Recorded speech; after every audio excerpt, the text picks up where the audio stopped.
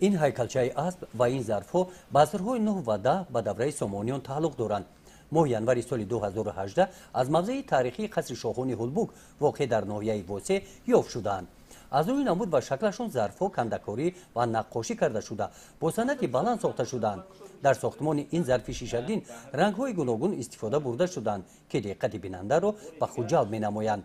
این بازیاف‌ها گواهی از آن می‌دهد که هولبوک در زمان سامانیان یکی از شهرهای ترقی کرده آن دوره به حساب رفته در این شهر هنرمندی ترقی کرده است. این ظرف‌ها در قطار دیگر نگاره‌های تاریخی به آثارخانه هولبوک وارد کرده شدند.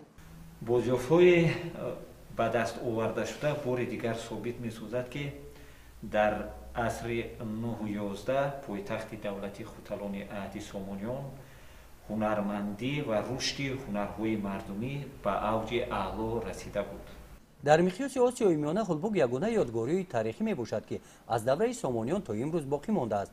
نگاره‌هایی که در این آثارخانه جمع آورده شدند از قصر شاهان هولبوک یافت شدند. در آثارخانه نگاره‌های نادر بسیار هستند. یکی از این نگاره‌ها اصل دروازه هولبوک میباشد. آن همین گونه نقش و نگار دارد. از روی نقش آفری دروازه دوره آریاها و دوره مدنیت عصر میانگی تاجیکان را افاده می‌نماید. شماره سیاحان که به این آثارخانه تشریف می‌آورند سال تا سال زیاد می‌گردد.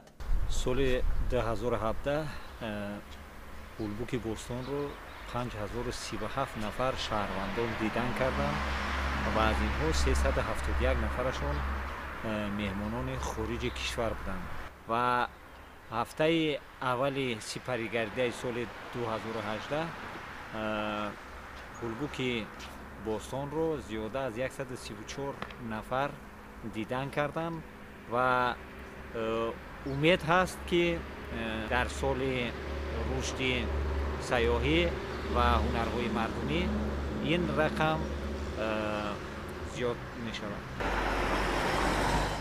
با مقصد جلب نمودن شماره بیشتری سیاحان نزد آثارخانه تاریخی هولبوک مغازه ارمغان گشاده شد.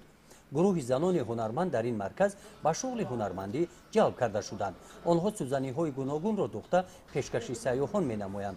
اکنون هر یک سیاح امکان دارد همچون ارمغان از هولبوک نشان بهر خود گرفته برد.